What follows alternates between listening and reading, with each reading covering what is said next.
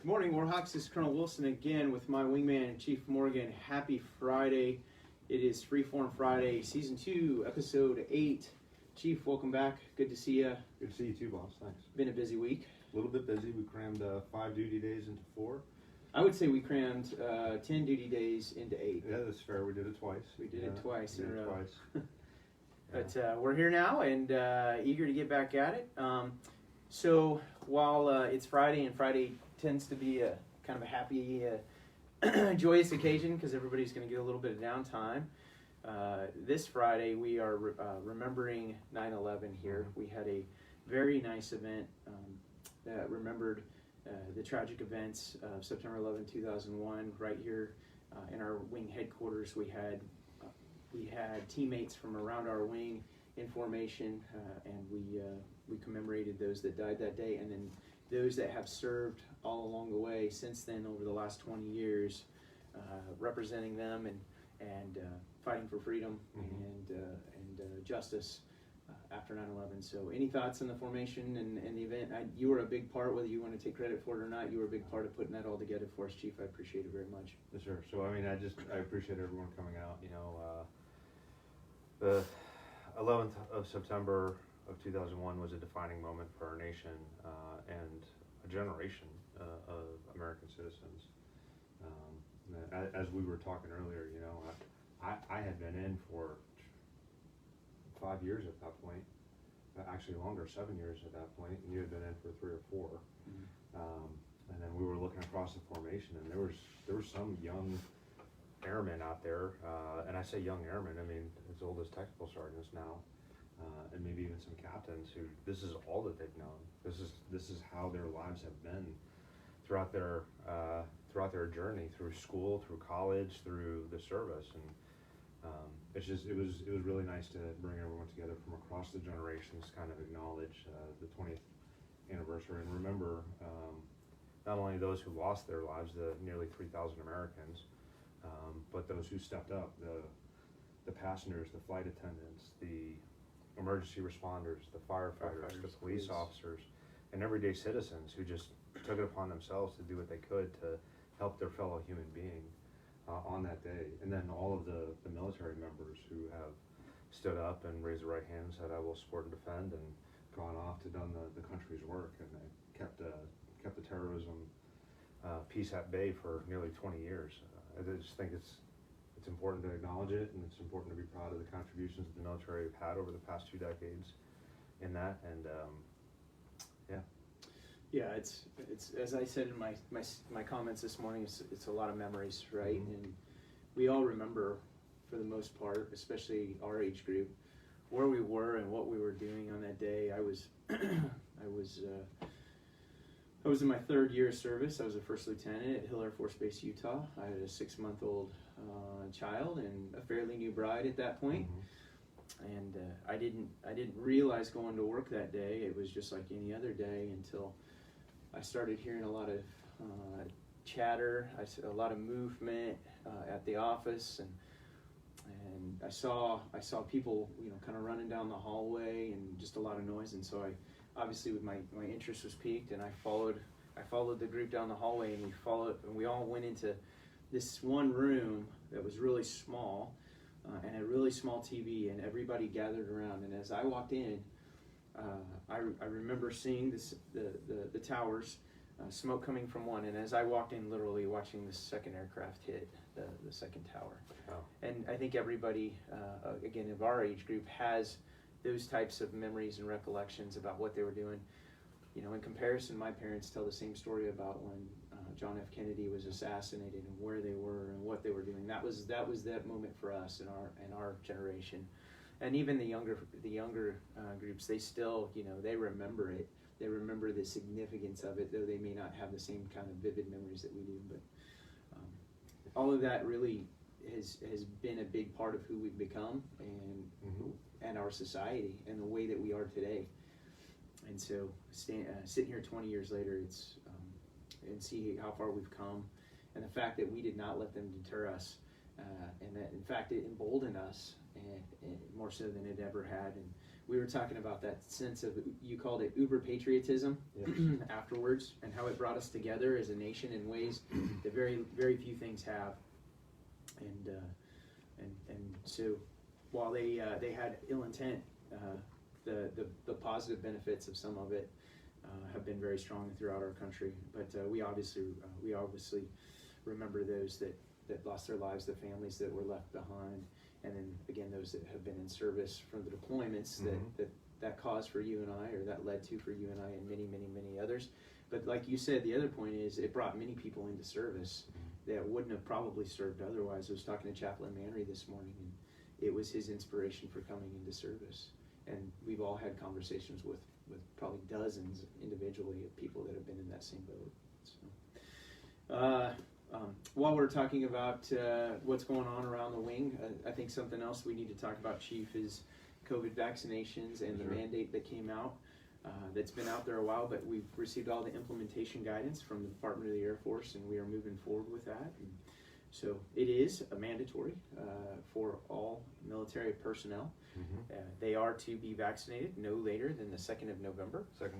With Pfizer, with the Pfizer vaccine. The one that is fully FDA approved. That's correct. We're not talking emergency use authorization. Is fully approved. And we're actual information here, and not hearsay. Yes, it is the one that is approved. And so to begin that process, to get to November and be fully vaccinated, one must get the first shot no later than the 28th of September to get to that point.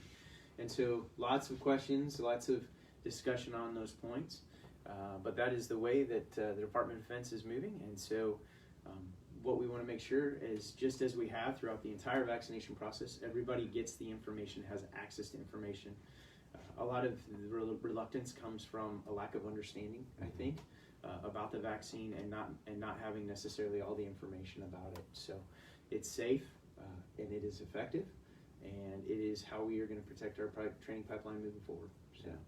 And I know I've said this during a couple of our Freeform Friday episodes, but if you need more information on what the vaccine is and how it works, two major sources of information that you can leverage is, one, talk to your PCM, talk to them about it, ask them hard questions, and then two, just a little bit of research and reading. You go onto the Center for Disease Control and Prevention website and look up the vaccine. They have their a whole page dedicated just to that. So do a little bit of research if you have some questions. And if you need to talk to somebody, find your chaplain. Because they are very well versed in this, believe me.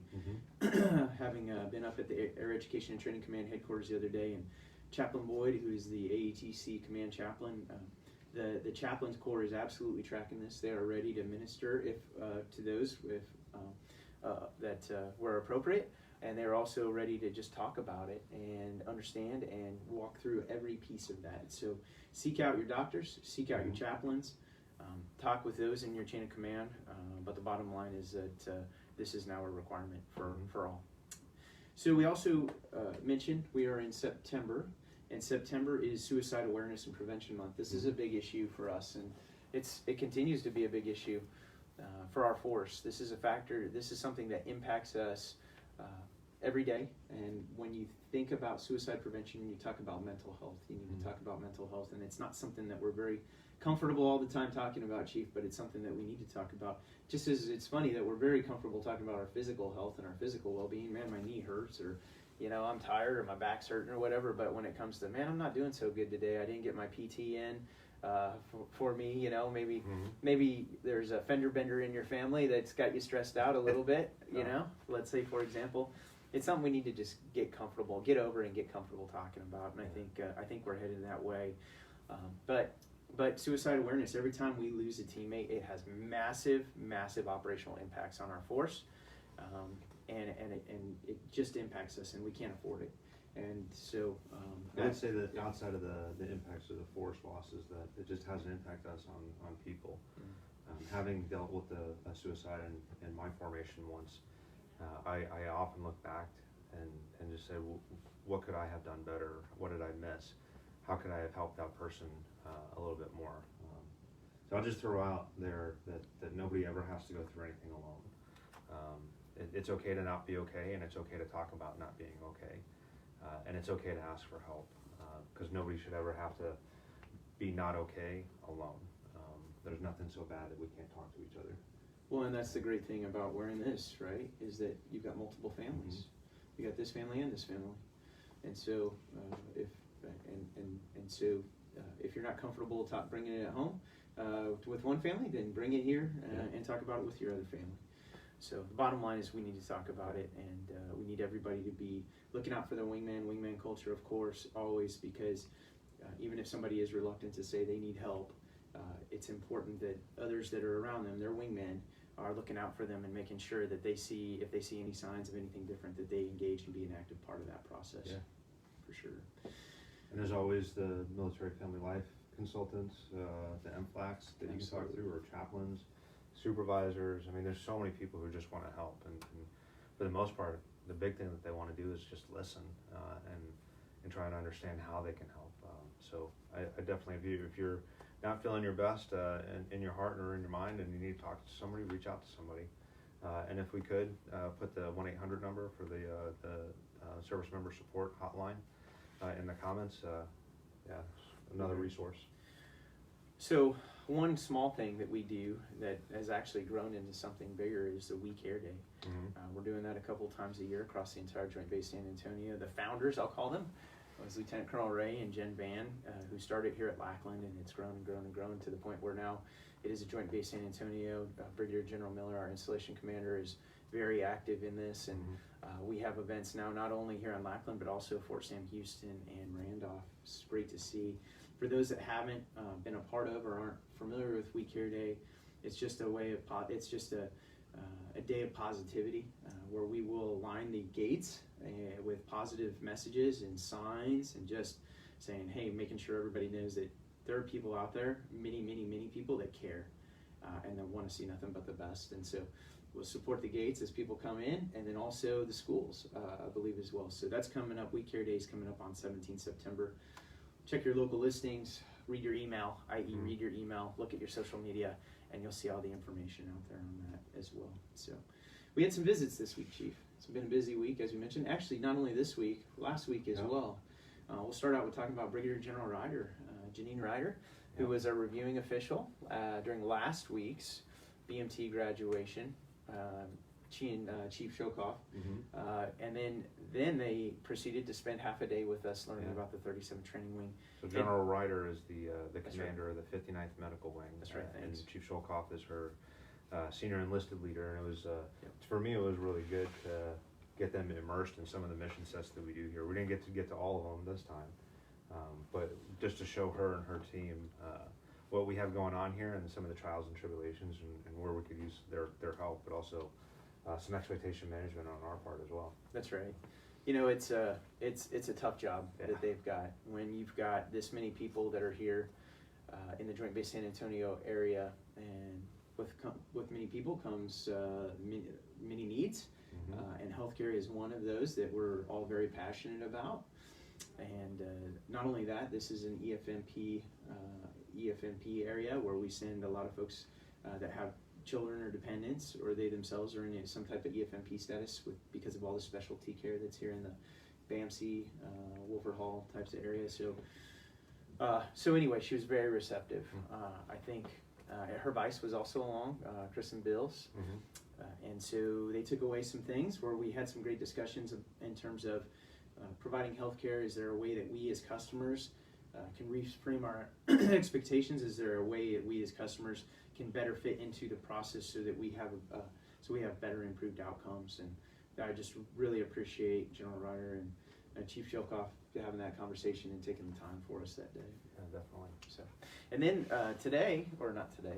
this week we had from the Senate Armed Services Committees, we had 2 professional staff members that were here, very interested in a lot of things across our wing. We spoke mostly about basic military training, but Mr. Scott and Mr. O'Keefe from the Senate Armed Services Committee very much appreciate you, and they were escorted by Lieutenant Colonel Parker from SAP LLP. And anyway, we were able to demonstrate our mission, show basic military training, talk about some issues, but really just want to say thanks to all the team that made that tour and that information available to the PSMs. They were very, very gracious and very satisfied And then yesterday we had another graduation ceremony. So the beat just keeps going on. We had Brigadier General Vernon, who is in charge for the Air Force Judge Advocate General's office. He's in charge of military justice. So that's all special victims councils, ADCs, all prosecutors. She's in charge of that, because that sounds like an easy job, right? Yeah, not exactly. But she came in and actually took all the command teams and gave a great briefing and presentation on ethical drift. Yes, that was an amazing briefing. And one of the things I really like about her is not the first time I've heard her talk, but one of the things I really like about her presentation is she talks about nobody shows up to work one day and says, you know what I'm going to do today? I'm going to break the law. She talks about the continuum of how it gets to that point, and I mean it's just a really great briefing, and it kind of makes you really think about some of the things that you do on a day-to-day basis, especially when you have somebody new come in and say something like, is that how you guys really do this here? Or did they change the rule? Or it was a good way to kind of frame some of the thoughts we have on a day-to-day basis. Yeah, for sure. And it makes you think about, just being better, all right? Yep. And trying to be better instructors, be better members of the 37 Training Wing, because this is what we do. We train, we educate, we create airmen, and we create international military students, and we create military working dog. We provide a product that the Department of Defense can't live without. And in the process of doing that, we talk about making the best people that we can and preserving the best of ourselves while we do it. And so while we're thinking of ethical drift, we also think about human performance a little bit. Mm-hmm. Human performance is kind of a buzzword that's out there. It's more than a buzzword, though. I'll tell you, it's a way of life, and it's a way of looking at things. And a lot of our partners across Air Education Training Command have started looking at, and not just that, but across the Air Force really, have started looking at human performance. And really quickly, in very basic layman's terms, it's a proactive approach at resilience to try and create, generally speaking, better human beings through mental health, through physical aspects, be it nutrition, physical fitness, sleep, whatever the case may be it spirituality, or be it social, all four pillars. And it looks at the human holistically and says, hey, if I create better, stronger, faster, smarter human beings, then you're going to be more resilient when all this stress comes on you, whether you're in a training environment or you're at war. Yeah. Whatever the case may be. So we have been in the process of standing up a human performance elements section, detachment, squadron. We're not quite sure exactly what it is going to be or look like yet, but this week we had the ability to brief the big boss, Lieutenant General Webb, as part of SAP-C, Strategic Action Plan C. And so we had some really good discussion on human performance and what that'll look like. So we're going to keep those talks going, but big things. Yeah, go ahead. I like the way you worded that at the beginning. So you're talking about operationalizing the 4 pillars of comprehensive airman fitness. That's right. And that's exactly what the human performance model is supposed to do. It just kind of aligns it all underneath one, so you have unity of effort and everyone's starting to work together a little bit better on it. That's right. So, you almost have a singular focus and consciousness on all things resilience and wellness. Yes. And by doing that, you create those that are better at everything else too. If you want to think about it that way. So operationalizing resilience, yep, absolutely. It's like P-mel for the body. And that's right. Yeah. That's right. And so while we do that, a couple different things under the human performance construct. We're wearing our OURA rings. OURA rings. This little guy here, and this here is collecting data on us. Everything we do, whether it's sleeping, fitness, as we go through our duty day, as we have a cup of coffee or a diet soda. It's doing it all. It's gathering our physiology data, basically our biometric data, I think is the right terminology. Yeah, maybe so. And gonna look at it and tell us how we can do things better, right? And so it's all about data collection and then using that data to create better outcomes for all. Right. So I've been wearing mine for about 3 days at this point. One of the things I really like looking at the data that it provides me as a user is my sleep data. Like I really would like to, and I know this is a lofty goal, I would really like to get a consistent 7 hours of sleep. So setting a goal like that, and then it actually can tell me how that sleep was. Did I get deep sleep? Did I get restful sleep? Did I get REM sleep? What was my resting heart rate during that? So it really kind of gives you some insights about your own personal habits and what you're doing to meet your own goals. Yeah, yeah, it's pretty cool. Absolutely, it is cool, and there's endless utility to it. This specific is a case study on COVID and trying to be a predictor of COVID. When you start seeing certain biometric data, you can take it and you can predict when somebody it looks like is going to be sick, and then you could obviously be able to accommodate so that others prevent others from being sick. So that's what this particular study is. So anyway, hey, and then we had some good news throughout the wing. Got to end the note on a Friday. We started with Remembrance of 9/11, which is a little bit somber by its very nature, but we end on a happy note going into the weekend. Congratulations to Mr. Aaron Deutsch from DLI ELC, who was selected. He was selected through the Civilian Developmental Education Program to go in residence to Air Command and Staff College. That's phenomenal. Awesome. That's awesome. That is awesome. Congratulations, Aaron. And then Tech Sergeant Miriam Devito from the 323rd Training Squadron, Air Force Basic Military Training, who was named Rookie of the Year for BMT in the 737 Training Group. Awesome job. So congratulations to you both. And Chief, I think that's pretty much everything we wanted to cover. We're going to go out and recognize some airmen across the 37 Training Wing Enterprise.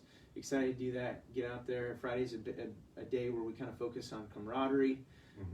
I just wanted to personally say, go Central Catholic High School Buttons. We got a big game tonight, so I have a 16-year-old son who's an offensive lineman on the team going up against Alamo Heights, so one of the big public schools in the local area. So good luck, guys. Yeah, good luck to him. I'm going to be there rooting hard. Yeah. So. And he says son, but he's really a large man-child. Yeah, it's a big boy you got there, sir. Yeah, I don't know. The wife and I were small people, and that thing, and then that human being came out of her and I don't know how that happened, but yeah, he's rather large. Yeah, he's 6'3", 283 at last count, and he just turned 16 not too long ago. And what position does he play against, sir? He's left guard. Left guard? He's a left guard. Yeah, I would stay away from the left guard if you're on the offense. He's probably bigger than you are, but he is. He is. Yeah. I feel like he's a good foot and a half taller than me. Yeah, he's a big dude. And me too. So that makes discipline hard, right? Yeah. When he's twice your size, you just got to really posture up. Yeah. That's what I'd say. Nah, just kidding. Anyway, so thanks everybody. Have a great weekend. Please think of those tomorrow on 9/11, as we've referenced, and just have a great weekend. We're out, and we would say, as we always do, Warhawks train to win.